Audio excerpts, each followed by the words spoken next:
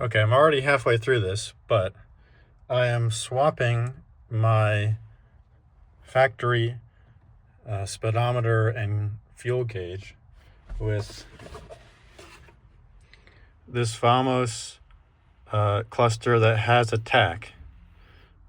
So there are 3 screws, as you can see on this thing, to take it out, and that's what I've done now. Now I'm just trying to get, there's 2 connectors. I already got one out, and I just need to get that second one out and then pop the other one back in. Hopefully I can clear the steering wheel here, because as you can see, there's not a ton of room, but I think it might work.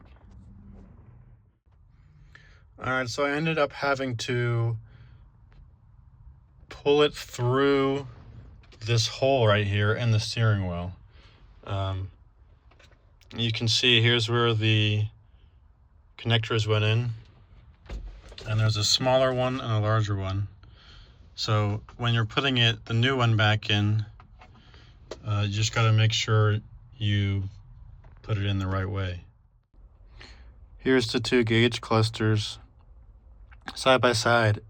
You can see how much more appealing the Vamos one is, besides the automatic lights.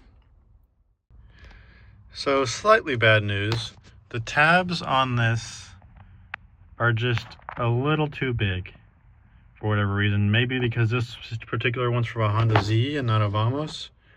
But I have to clip some of the tab off, and I still gotta do a little more.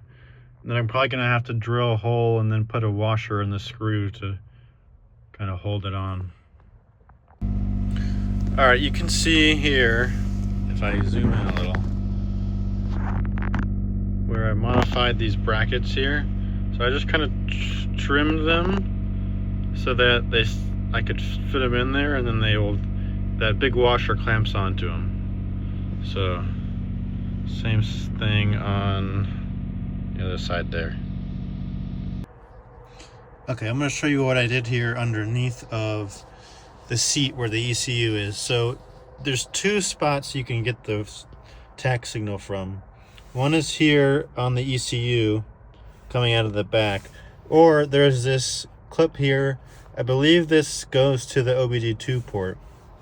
So this wire, let's see if I can zoom in here. This wire right here, this third from the left on the top, it's a blue wire.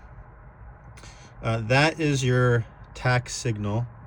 And so what I did is just got a signal splicer. So zip tied it to the main harness going to the dash. It goes basically underneath here, and then it goes, you can see, it goes underneath that middle floor thing, and then follows the harness there, and then it goes kind of along underneath here, and then up, and then comes out the right side of the cluster there. Pretty easy. You can see it once you get up in there.